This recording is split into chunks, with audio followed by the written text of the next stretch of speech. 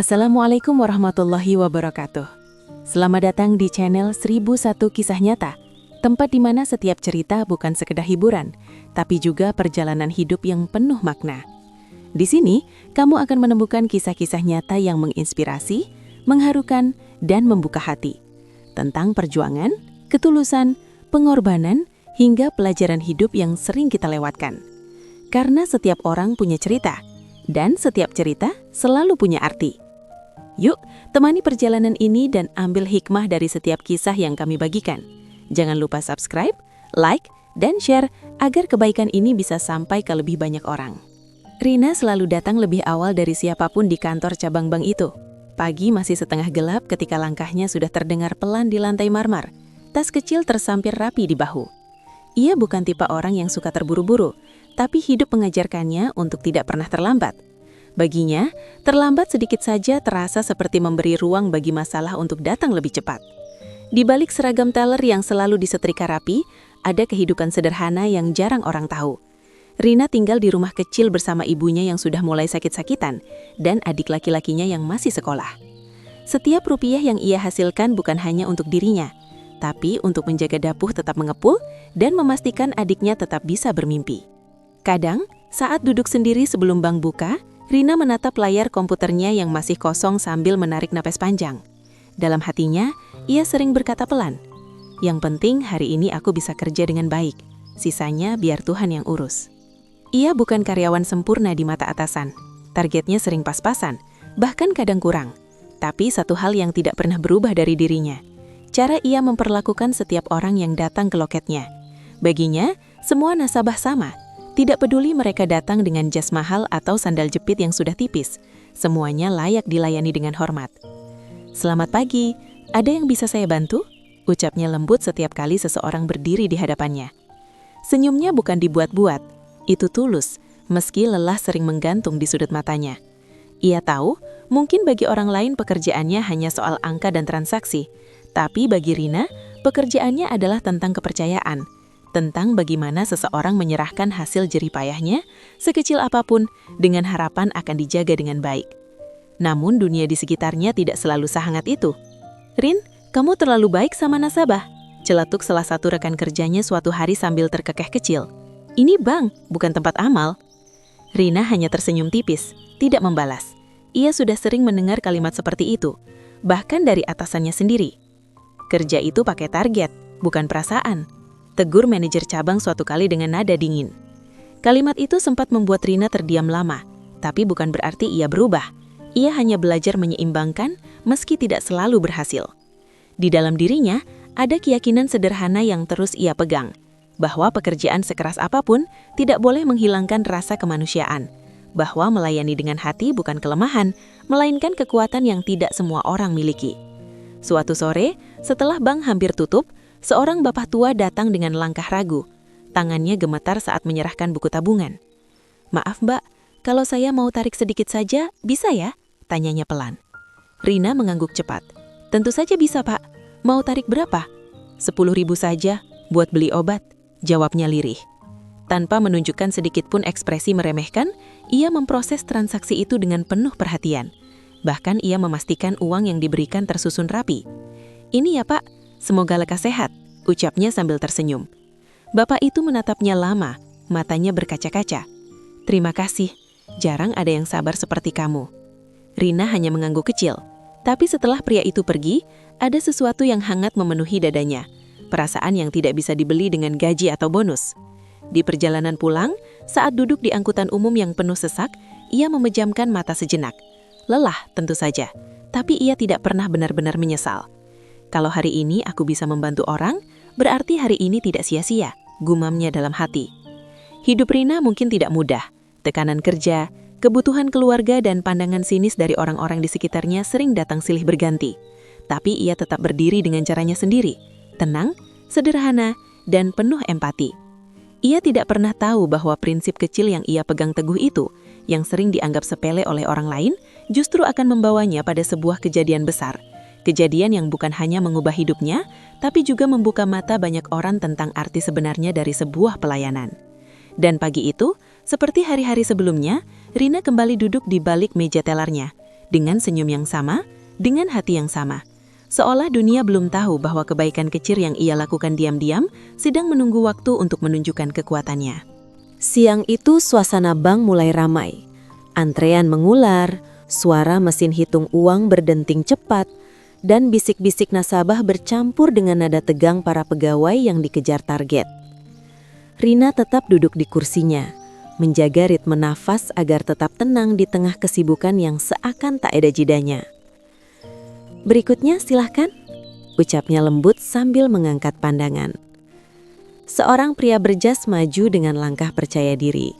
Transaksinya cepat, rapi, dan selesai dalam hitungan menit. Setelah itu beberapa nasabah lain datang dan pergi dengan pola yang sama, cepat, efisien, tanpa banyak interaksi. Namun, di antara keramaian itu, ada satu sosok yang berbeda. Di ujung antrean, seorang nenek tua berdiri dengan tubuh sedikit membungkuk. Pakaiannya sederhana, bahkan cenderung lusuh. Kerudungnya sudah memudar warnanya dan sandal yang ia kenakan tampak tipis di bagian sol. Di tangannya, ia menggenggam kantong plastik kecil yang tampak berisi sesuatu. Beberapa orang mulai melirik. "Ngapain ya ke bank?" bisik seorang wanita kepada temannya. "Paling cuma nanya-nanya atau salah tempat," jawab yang lain dengan nada meremehkan. Nenek itu tidak membalas pandangan siapapun. Ia hanya berdiri diam, sesekali melihat ke arah loket, seolah memastikan dirinya tidak salah antre. Wajahnya tenang, tapi ada keraguan kecil yang terlihat dari cara ia menggenggam kantong plastik itu lebih erat. Ketika gilirannya hampir tiba, seorang satpam mendekat dengan langkah pelan namun penuh maksud. "Maaf, Nek," katanya setengah berbisik. "Kalau cuman mau nanya, di sana saja ya, jangan di antrean transaksi." Nenek itu menoleh perlahan. "Saya mau nabung, Nek," jawabnya lirih. Satpam itu sempat terdiam, lalu menatap dari atas ke bawah. "Nabung?" ulangnya seolah tidak yakin. Nenek itu mengangguk kecil.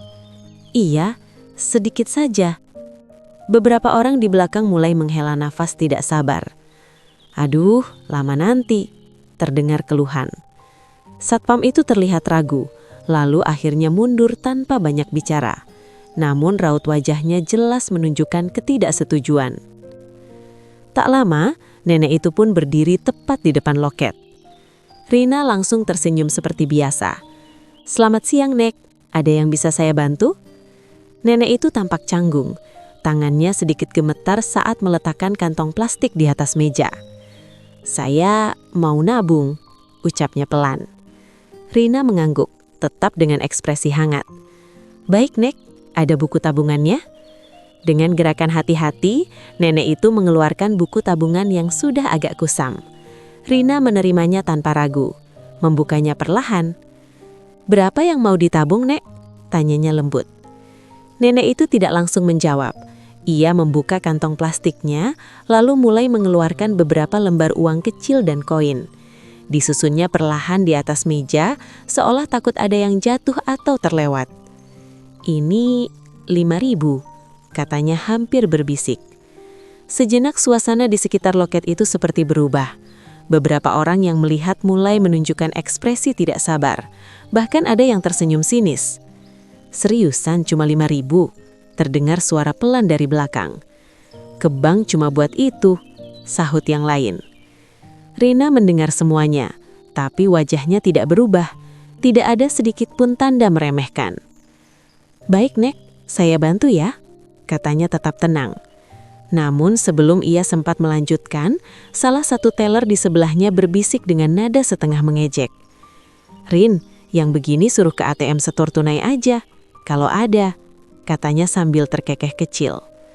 Rina hanya melirik sekilas, lalu kembali fokus ke nenek di depannya. Nenek itu menunduk, seolah mendengar semua komentar yang bertebaran. Tangannya terlihat semakin gemetar. "Kalau tidak bisa, tidak apa-apa, Nak," ucapnya pelan, hampir seperti ingin menarik kembali uangnya. Rina langsung geleng cepat.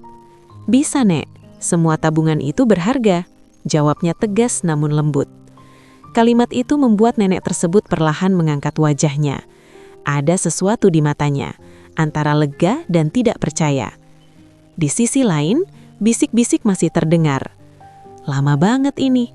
Orang lain jadi nunggu gara-gara recehan. Tapi Rina tetap di sana, duduk tegak dengan ketenangan yang tidak tergoyahkan. Ia mulai menghitung uang kecil itu satu persatu dengan hati-hati, memastikan tidak ada yang salah. Di tengah suasana yang mulai tidak nyaman, kontras itu begitu terasa, antara pandangan meremehkan dari banyak orang dan satu sikap sederhana yang tetap memilih untuk menghargai. Dan tanpa disadari siapapun, kedatangan nenek sederhana itu bukanlah kejadian biasa. Ada sesuatu yang tersembunyi di balik langkah pelannya, sesuatu yang perlahan mulai menguji isi hati orang-orang di ruangan itu. Sementara Rina tetap melanjutkan pekerjaannya, tanpa tahu bahwa momen kecil ini akan menjadi awal dari sesuatu yang jauh lebih besar. Suasana di dalam bank mulai terasa berbeda sejak Nenek Sulastri berdiri di depan loket. Rina, waktu seakan melambat bukan karena prosesnya yang rumit, melainkan karena tatapan dan bisik-bisik yang mengalir dari berbagai arah.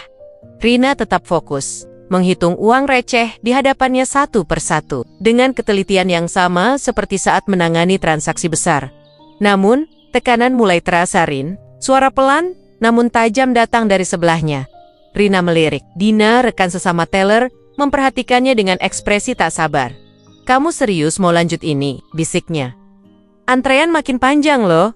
Rina tidak langsung menjawab. Tanger Sides tetap bergerak, merapikan koin-koin kecil itu. "Sebentar lagi selesai." Jawabnya singkat, tetap tenang. Dina menghela napas panjang, lalu bersandar ke kursinya. Ini bukan soal sebentar atau lama, ini soal prioritas. Nasabah lain juga penting. Ucapannya cukup keras, hingga beberapa orang di antrean ikut mengangguk setuju. "Iya mbak, kami juga sudah menunggu dari tadi," sahut seorang pria dengan nada kesal. Di sisi lain, satpam yang sebelumnya sempat berbicara dengan Nenek Sulastri kembali mendekat. Kali ini langkahnya lebih tegas.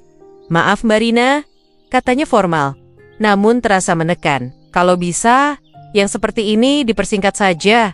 Antrean sudah panjang." Rina menghentikan tangannya sejenak. Ia mengangkat kepala menatap satpam. "Itu dengan tenang. Ini juga transaksi, Pak," ujarnya pelan, "dan harus diproses dengan benar." Satpam itu sedikit mengernyit. "Iya, tapi lihat juga situasinya, Mbak. Banyak yang menunggu." Belum sempat Rina menjawab, suara lain menyusul dari belakang. "Kalau cuma 5.000, kenapa nggak nanti saja?" celetuk seorang nasabah. "Bikin lama saja," timpal yang lain.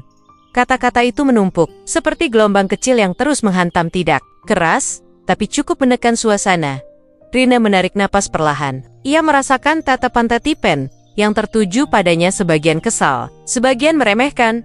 Di depannya, Nenek Sulastri tampak semakin menunduk. Tangannya perlahan menarik ujung kantong plastiknya, seolah ingin menghilang dari situasi itu. "Sudah saja nak," ucapnya lirih. "Tidak apa-apa, saya kembali lagi nanti." Kalimat itu membuat Rina langsung menggeleng. "Tidak perlu, Nek, kita selesaikan sekarang," katanya lembut, namun dengan ketegasan yang tak biasa. Dina kembali mendekat, kali ini dengan nada lebih serius. "Rina, kamu ini kenapa sih? Kita semua dikejar target. Kalau supervisor lihat ini, kamu yang kena." Rina menatapnya sejenak. "Aku cuma melakukan pekerjaanku. Pekerjaanmu itu melayani dengan efisien. Bukan seperti ini," balas Dina, cepat. Di sisi lain, satpam mulai kehilangan kesabaran. Ia melangkah lebih dekat ke meja. "Nek," katanya, kini langsung kepada Nenek Sulastri. "Mungkin bisa kembali lagi nanti saja ya.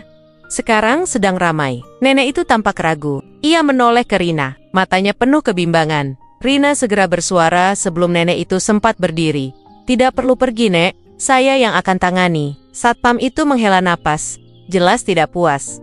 "Mbak Rina, ini bukan keputusan pribadi, kita harus melihat kondisi." Rina menatap lurus ke arahnya. Untuk pertama kalinya, ekspresinya berubah, bukan marah, melainkan tegas.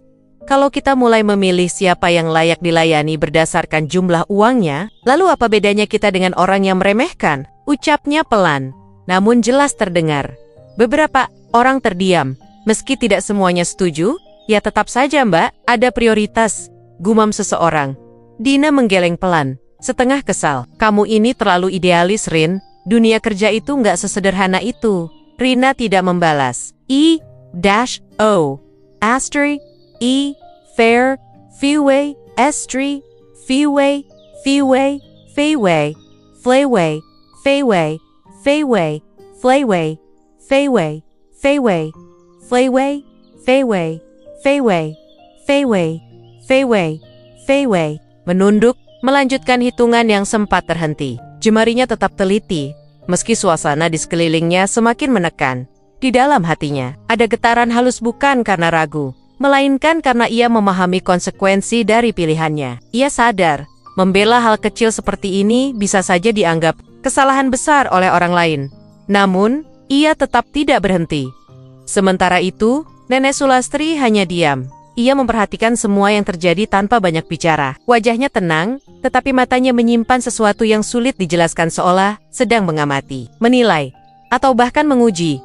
Tekanan dari sekitar terus mengalir bisikan, tatapan, hingga nada suara yang mulai meninggi. Namun di tengah semua itu, Rina tetap duduk di tempatnya, berpegang pada satu hal yang ia yakini sejak awal, bahwa sekecil apapun nilai uang seseorang, tidak pernah menentukan seberapa besar mereka pantas dihargai.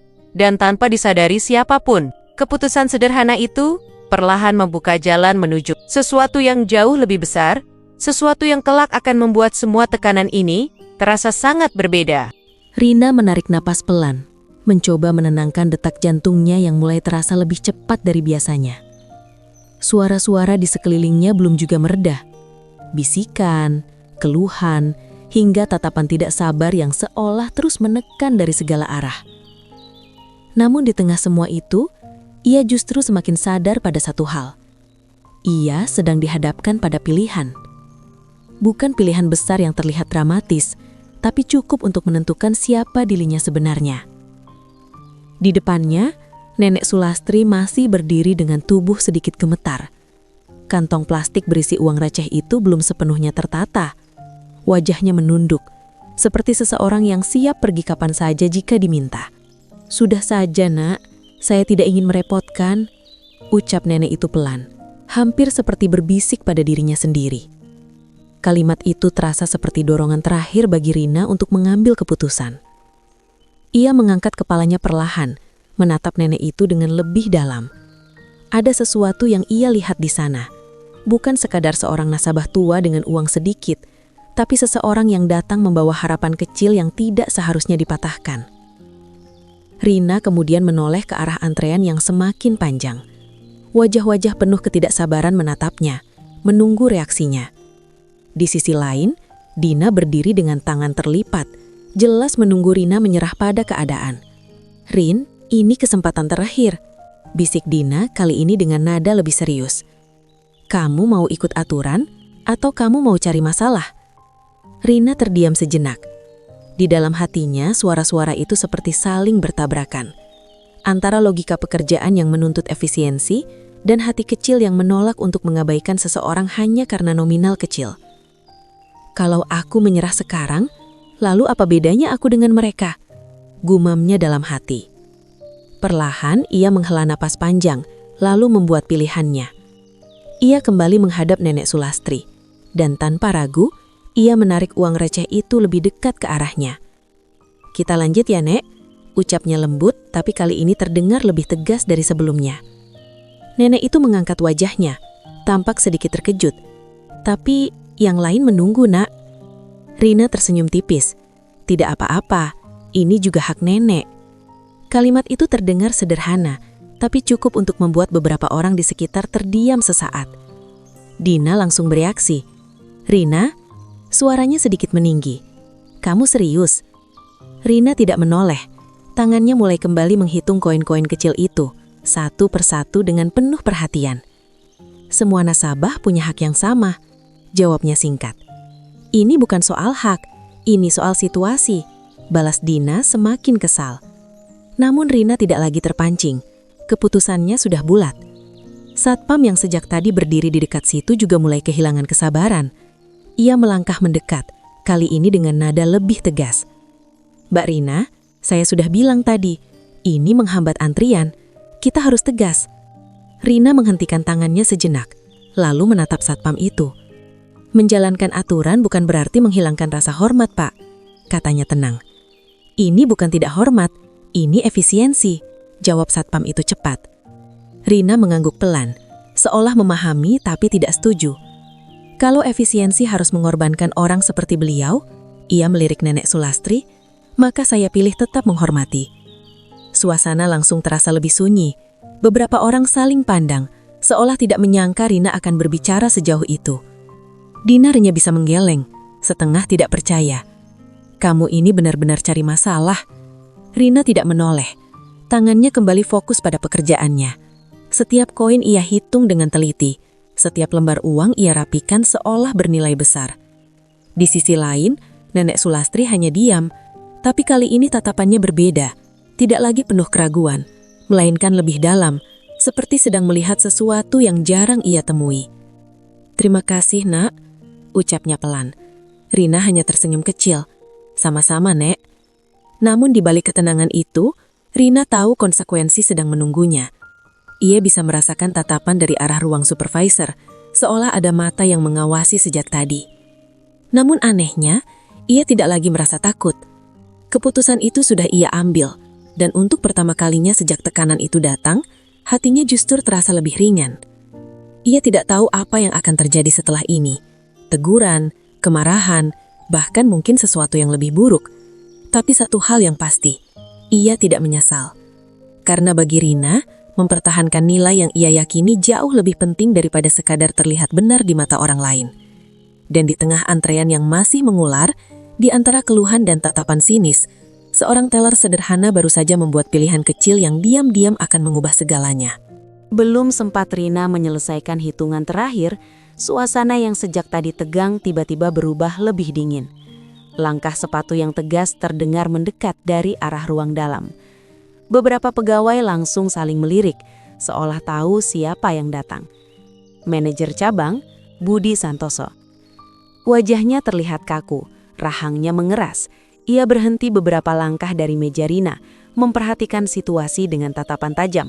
Antrean panjang, nasabah yang mulai gelisah, dan seorang teller yang masih sibuk dengan uang receh di hadapannya. Ini apa yang terjadi? Suaranya datar, tapi penuh tekanan. Tidak ada yang langsung menjawab. Dina menunduk sedikit, sementara satpam berdiri tegak, ragu untuk berbicara. Budi melangkah lebih dekat. Saya tanya, ini apa? Ulangnya. Kali ini lebih tegas. Rina mengangkat kepala perlahan. Sedang proses transaksi tabungan, Pak, jawabnya tenang. Budi menatap meja di depannya. Koin-koin kecil itu seolah menjadi pusat kemarahannya. Transaksi? Ia tersenyum tipis, tapi jelas bukan senyum ramah. Ini yang kamu sebut prioritas kerja? Beberapa nasabah mulai diam, memperhatikan dengan lebih serius. Suasana mendadak sunyi, hanya menyisakan ketegangan yang terasa di udara. Semua transaksi penting, Pak, jawab Rina pelan, berusaha tetap tenang. Jangan ajari saya soal penting atau tidak, potong Budi dengan nada meninggi. Lihat antrean itu, orang-orang menunggu karena kamu sibuk dengan ini. Rina terdiam sejenak. Ia tahu semua mata kini tertuju padanya. Ini juga nasabah, Pak, katanya akhirnya. Kalimat itu justru seperti menyulut api. Nasabah, ulang Budi dengan nada sinis. Dengan Rp5.000 kamu mengorbankan pelayanan untuk puluhan orang lain. Dina menghela nafas pelan, seolah membenarkan ucapan itu. Beberapa orang di antrean juga mulai berbisik lagi, tapi kini lebih hati-hati. Rina menatap lurus ke depan. Saya hanya menjalankan tugas saya, Pak. Tidak, jawab Budi cepat. Kamu sedang membuat keputusan sendiri, dan itu kesalahan besar. Nenek Sulastri yang sejak tadi diam kini terlihat semakin menunduk. Tangannya perlahan menggenggam ujung meja, seolah merasa bersalah atas semua yang terjadi. Maaf kalau saya membuat masalah, ucapnya lirih. Rina langsung menoleh. Tidak, Nek. Cukup, potong Budi keras. Suara itu membuat beberapa orang tersentak. Budi menarik nafas panjang, mencoba menahan emosinya tapi jelas gagal. Ia menatap Rina dengan tajam. Saya sudah sering dengar tentang kamu, katanya lebih pelan, tapi justru terasa lebih menusuk. Terlalu banyak pakai perasaan, tidak fokus pada target. Dan sekarang ini, ia menunjuk meja Rina, ini bukti nyata. Rina menggenggam jemaringnya pelan di bawah meja. Ia tahu ini bukan lagi sekedar teguran. Pak, saya hanya... Tidak ada hanya, potong Budi lagi. Di dunia kerja, yang dinilai itu hasil, bukan niat baik yang tidak pada tempatnya. Kalimat itu membuat suasana semakin berat. Bahkan Dina kini tidak lagi berbicara, hanya dia memperhatikan. Rina menunduk sejenak, lalu kembali mengangkat kepala. Kalau melayani semua nasabah dianggap salah, maka saya tidak tahu lagi mana yang benar, Pak. Ucapan itu membuat Budi terdiam sesaat, tapi bukan karena setuju, melainkan karena tersinggung. Baik, katanya akhirnya dengan nada dingin yang justru lebih menakutkan. Kalau itu prinsip kamu, maka kamu tidak cocok bekerja di sini. Rina merasakan dadanya seperti ditekan, tapi ia tidak bergerak. Maksud Bapak? Tanyanya pelan. Budi menatapnya lurus. Mulai hari ini, kamu saya berhentikan. Kalimat itu jatuh begitu saja, tanpa jeda, tanpa peringatan lebih lanjut. Beberapa orang langsung terkejut. Pak, apa tidak terlalu... Ini keputusan saya, potong Budi tegas. Rina terdiam. Dunia di sekitarnya terasa seperti meredup sesaat. Suara-suara mulai samar, hanya menyisakan satu kalimat yang terus terngiang di kepalanya. Kamu saya berhentikan. Ia menatap meja di depannya. Koin-koin kecil yang belum selesai dihitung, buku tabungan yang masih terbuka, dan seorang nenek yang kini tampak semakin kecil di tengah semua ini. Baik, Pak, ucapnya akhirnya. Pelan tapi jelas. Tidak ada perlawanan, tidak ada tangisan yang meledak, hanya penerimaan yang terasa berat. Ia perlahan merapikan uang di depannya, lalu menutup buku tabungan itu dengan hati-hati. Maaf ya, Nek, sepertinya saya tidak bisa menyelesaikan ini. Nenek Sulastri menatapnya, matanya mulai berkaca-kaca. Ini semua karena saya. Rina menggeleng cepat. Tidak, Nek, ini pilihan saya. Kalimat itu sederhana, tapi cukup untuk membuat beberapa orang di sekitar terdiam. Rina kemudian berdiri dari kursinya. Untuk pertama kalinya, loket itu kosong tanpa dirinya. Ia melepas nemtek di dadanya perlahan, menatapnya sebentar sebelum meletakkannya di meja. Tidak ada kata-kata lagi. Ia melangkah pergi, melewati antrean yang tadi memandangnya dengan berbagai ekspresi. Ada yang merasa kasihan, ada juga yang tetap acuh. Bahkan ada juga yang masih tidak peduli. Namun di tengah semua itu, satu hal yang tidak berubah dari dirinya, ketenangan. Di belakangnya, suasana bank kembali berjalan tapi tidak lagi sama. Dan tanpa disadari siapapun, keputusan yang diambil dengan amarah itu baru saja membuka awal dari sebuah penyesalan besar yang belum mereka bayangkan. Langkah Rina perlahan menjauh dari meja teller, meninggalkan suasana yang masih dipenuhi ketegangan. Pintu kaca di depan bank hampir saja ia dorong. Ketika tiba-tiba, suasana di dalam ruangan terasa berubah. Bukan karena suara keras, melainkan karena sebuah keheningan yang aneh. Semua mata perlahan kembali tertuju ke satu arah. Ke arah Nenek Sulastri. Ia masih berdiri di tempatnya. Tidak beranjak, tidak panik, bahkan tidak menunjukkan kegelisahan seperti sebelumnya. Tangannya yang tadi gemetar kini justru terlihat lebih tenang, menggenggam kantong plastik kecil itu dengan santai. Budi Santoso menghela napas kasar, mencoba mengembalikan kendali suasana. Lanjutkan pekerjaan, perintahnya pada para pegawai, seolah ingin menutup kejadian barusan secepat mungkin. Namun perintah itu tidak langsung diikuti sepenuhnya. Ada sesuatu yang membuat semua orang ragu untuk kembali seperti semula. Karena nenek itu belum pergi. Nek, suara Budi kini lebih datar, tapi tetap dingin. Kalau tidak ada keperluan lain, silahkan keluar. Jangan menghambat antrean. Beberapa nasabah mengangguk kecil, merasa situasi harus segera kembali normal. Namun Nenek Sulastri tidak bergerak. Ia justru perlahan mengangkat wajahnya, menatap lurus ke arah Budi. Tatapannya tidak lagi penuh keraguan seperti sebelumnya. Ada ketenangan yang berbeda, tenang yang dalam, seolah ia tidak sedang berada dalam situasi yang menekan. Anak itu, ucapnya pelan. Budi mengernyit. Apa? Nenek itu melangkah sedikit mendekat ke meja. Suaranya tetap lembut, tapi kini terdengar lebih jelas. Anak itu tidak salah. Kalimat sederhana itu membuat beberapa orang saling pandang. Budi tersenyum tipis, penuh nada meremehkan. Ibu tidak perlu ikut campur urusan internal kami. Nenek Sulastri tidak tersinggung.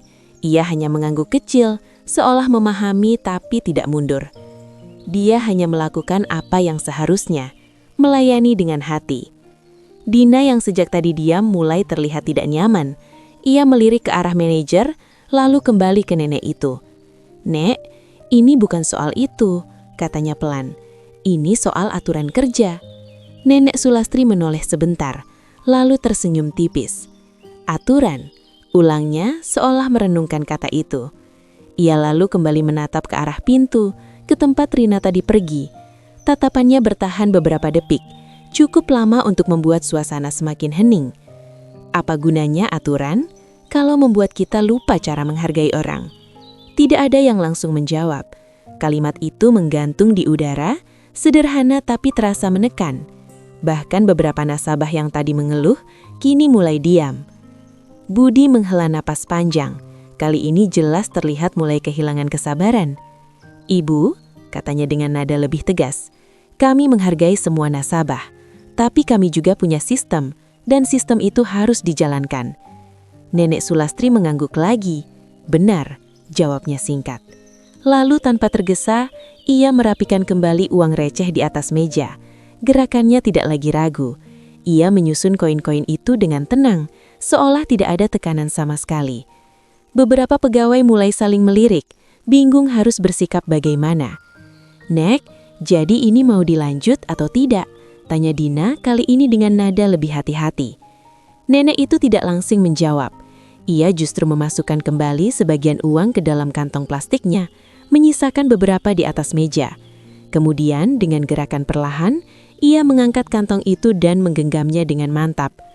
"Tidak perlu," katanya akhirnya. Jawaban itu terdengar sederhana, tapi justru membuat suasana semakin tidak nyaman. Budi mengangkat alis sedikit. "Kalau begitu, silahkan." Namun kalimatnya terhenti, karena Nenek Sulastri belum juga pergi. Ia berdiri tegak, setegak yang tubuh tuanya izinkan, dan menatap satu persatu orang di ruangan itu. Bukan dengan marah, bukan dengan kecewa, tapi dengan ketenangan yang sulit dijelaskan. Seolah ia sedang melihat lebih dari apa yang tampak. Tatapannya berhenti sejenak pada meja kosong tempat Rina tadi duduk. "Aneh ya," gumamnya pelan, cukup untuk terdengar. Semua orang kembali terdiam. Orang yang paling sedikit punya, justru yang paling tahu cara menghargai. Tidak ada yang berani memotong. Kata-kata itu seperti menampar tanpa suara. Dina menunduk pelan. Satpam yang tadi bersikap tegas kini hanya berdiri diam, tanpa komentar. Sementara Budi, untuk pertama kalinya sejak tadi tidak langsung membalas. Wajahnya tetap kaku, tapi matanya menunjukkan sedikit kebingungan. Nenek Sulastri kemudian menarik napas pelan, lalu menghembuskannya perlahan. Wajahnya kembali tenang seperti semula. "Sudahlah," katanya ringan, hampir seperti berbicara pada dirinya sendiri. Ia lalu melangkah mundur satu langkah, masih dengan ketenangan yang sama. Tidak terburu-buru, tidak tergesa. Namun sebelum benar-benar berbalik, ia sempat berkata sekali lagi, "Kadang, yang terlihat kecil itu bukan benar-benar kecil." Kalimat itu terdengar seperti teka-teki. Dan sebelum siapapun sempat memahami maksudnya, nenek itu mulai berjalan menuju pintu. Langkahnya pelan, tapi pasti. Sementara di dalam ruangan, tidak ada yang benar-benar kembali seperti semula. Karena tanpa disadari, sikap tenang seorang nenek sederhana baru saja meninggalkan kesan yang jauh lebih besar daripada semua keributan sebelumnya. Dan entah kenapa, ada perasaan ganjil yang mulai muncul di benak beberapa orang. Seolah mereka baru saja melewatkan sesuatu yang penting tanpa benar-benar menyadarinya. Pintu kaca bank baru saja tertutup setelah langkah pelan Nenek Sulastri menghilang di luar ketika suasana di dalam masih terasa ganjil. Tidak ada yang benar-benar kembali fokus. Suara mesin hitung uang terdengar, tapi ritmenya tidak lagi sama. Beberapa pegawai bekerja setengah hati, sementara yang lain masih saling melirik, seolah mencoba memahami apa yang baru saja terjadi. Budi Santoso berdiri di tengah ruangan dengan wajah tegang. Ia merapikan dasinya, mencoba terlihat kembali berwibawa. "Semua kembali kerja," katanya singkat, menahan sisa emosinya. Dina mengangguk kecil dan mulai melayani nasabah berikutnya, meski pikirannya jelas belum sepenuhnya di sana. Namun belum sampai beberapa menit berlalu, suara lain terdengar dari luar. Suara mesin mobil, bukan satu, beberapa. Awalnya pelan, lalu semakin jelas. Suara pintu mobil yang tertutup hampir bersamaan membuat beberapa orang di dalam bank refleks menoleh ke arah luar melalui dinding kaca. Sebuah mobil hitam mengkilap berhenti tepat di depan pintu, disusul 2 mobil lain di belakangnya. Tampilan mereka mencolok, bersih, elegan, dan jelas bukan kendaraan biasa. "Siapa itu?" bisik salah satu nasabah. Satpam yang berjaga di pintu langsung bersikap lebih sigap. Ia merapikan seragamnya, lalu melangkah cepat ke depan. Pintu mobil pertama terbuka. Seorang pria berjas rapi turun dengan gerakan tegas, diikuti 2 orang lain dengan penampilan serupa. Wajah mereka serius, langkah mereka teratur, seperti orang-orang yang terbiasa datang dengan tujuan penting. Satpam langsung membukakan pintu dengan sikap hormat yang jauh berbeda dari sebelumnya. "Selamat siang, Pak," sapanya cepat. Pria itu hanya mengangguk singkat, lalu masuk tanpa banyak bicara. Sepatu mengkilapnya berdetak pelan di lantai marmer, menciptakan gema yang langsung menarik perhatian seluruh ruangan. Suasana bank yang tadi penuh bisik kini berubah menjadi hening. Budi Santoso langsung melangkah maju, wajahnya berubah cepat menjadi lebih ramah, senyum formal yang dipaksakan. "Selamat siang, Pak. Ada yang bisa kami bantu?" sapanya dengan nada penuh hormat. Pria itu berhenti tepat di hadapannya. Tatapannya tajam, menilai, tanpa sedikit pun basa-basi. "Kami mencari seorang ibu," katanya singkat. Budi sedikit bingung. "Ibu bagaimana?" "Ibu Sulastri." Nama itu seperti memukul udara di ruangan itu. Dina yang berdiri di belakang langsung menoleh cepat. Satpam di Kimpu juga tampak terkejut. "Ibu yang tadi?" gumam seseorang pelan. Budi mengernyit. "Maaf, Pak, bisa dijelaskan?" Pria itu tidak langsung menjawab. Ia justru mengeluarkan ponselnya, lalu menunjukkan sebuah foto. Wajah yang terpampang di layar itu tidak asing. Itu Nenek Sulastri. Namun dalam foto tersebut ia terlihat sangat berbeda. Berpakaian rapi, duduk di sebuah ruangan mewah dengan aura yang tidak lagi sederhana. Beberapa orang langsung saling pandang. "Itu nenek tadi," bisik Dina. Suaranya nyaris tak terdengar. Pria itu kembali memasukkan ponselnya. "Ibu Sulastri adalah pihak yang sangat penting bagi kami. Beliau datang ke sini hari ini. Di mana beliau sekarang?" Suasana langsung berubah drastis. Budi merasakan tenggorokannya kering. Untuk pertama kalinya sejak tadi, ia terlihat benar-benar kehilangan kata. "Tadi beliau di sini, Pak," jawabnya pelan, berusaha tetap tenang. "Tapi sudah pergi." "Pergi?" ulang pria itu dengan nada yang membuat jantung siapapun berdegup lebih cepat. "Iya, Pak. Baru saja keluar," sahut Satpam cepat mencoba membantu. Pria itu menoleh ke arah pintu, lalu kembali ke Budi. Tatapannya kini lebih tajam. "Apa yang terjadi di sini?" Tidak ada yang langsung menjawab. Dina menunduk, Satpam terlihat gelisah. Beberapa nasabah pun ikut diam, seolah tidak ingin terlibat. Budi mencoba membuka suara. "Tidak ada apa-apa, Pak. Hanya transaksi biasa." Namun sebelum kalimatnya selesai, salah satu pegawai lain tanpa sengaja berbisik, cukup keras untuk terdengar. "Tadi sempat ada masalah." Budi langsung menoleh tajam, tapi sudah terlambat.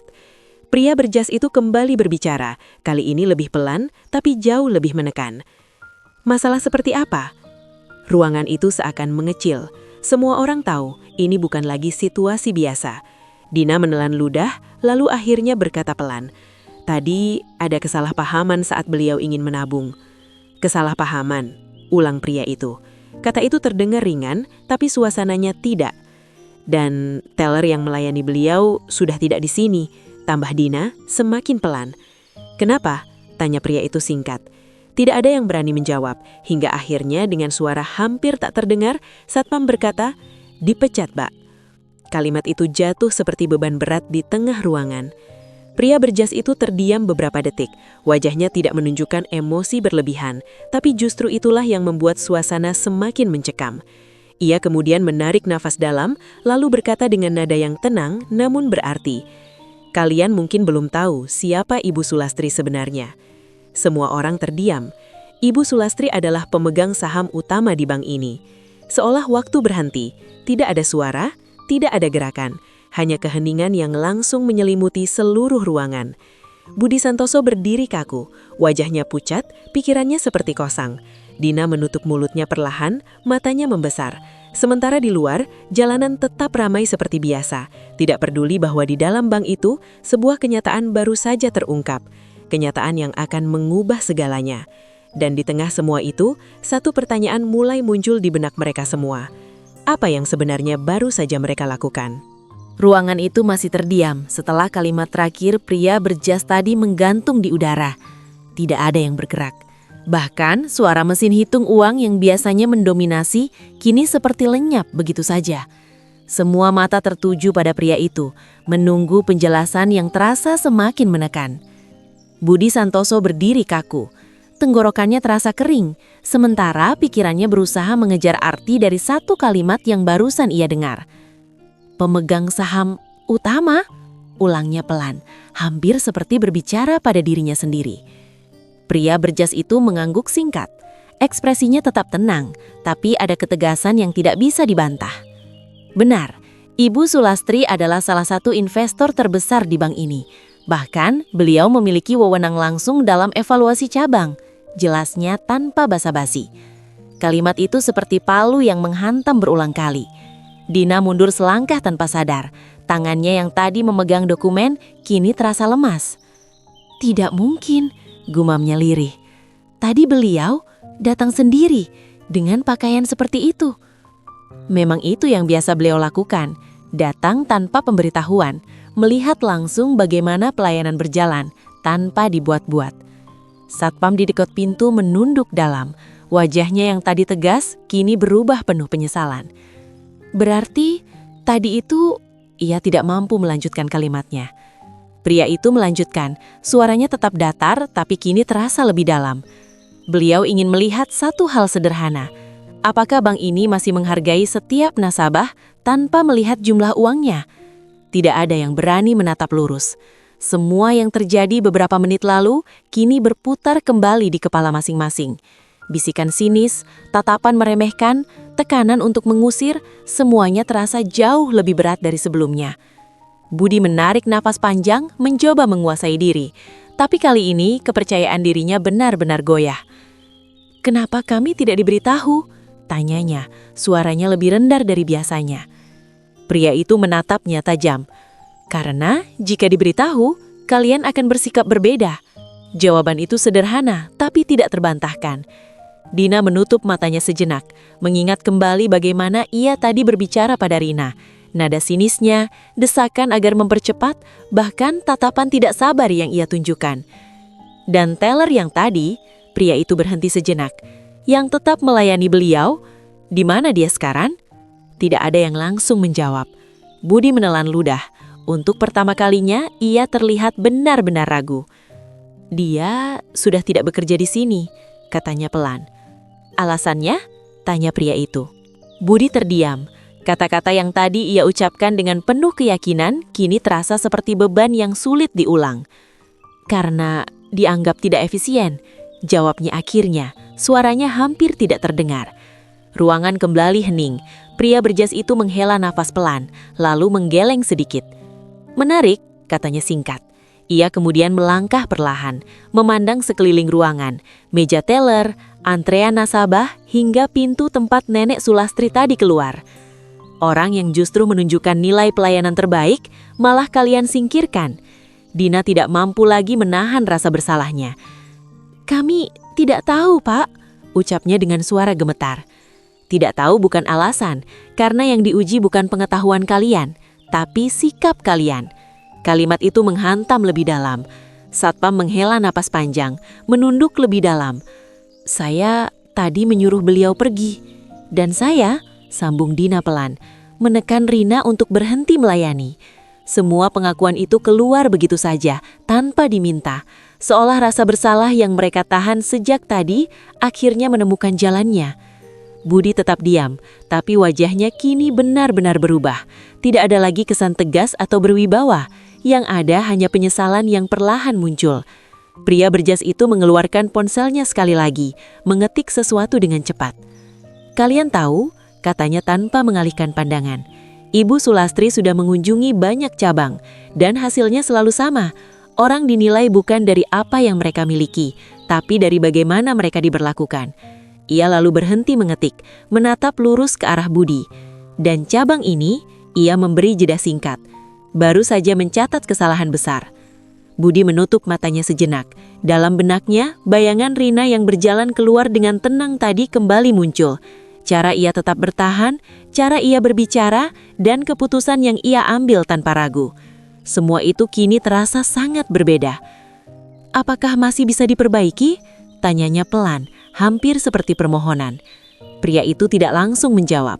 Ia menatap ke arah pintu, lalu kembali ke Budi. "Itu tergantung pada Ibu Sulastri," katanya singkat. Kalimat itu kembali menggantung, tapi kali ini bukan hanya sebagai penjelasan, melainkan sebagai penentu. Di luar, mobil-mobil mewah itu masih terparkir, menunggu.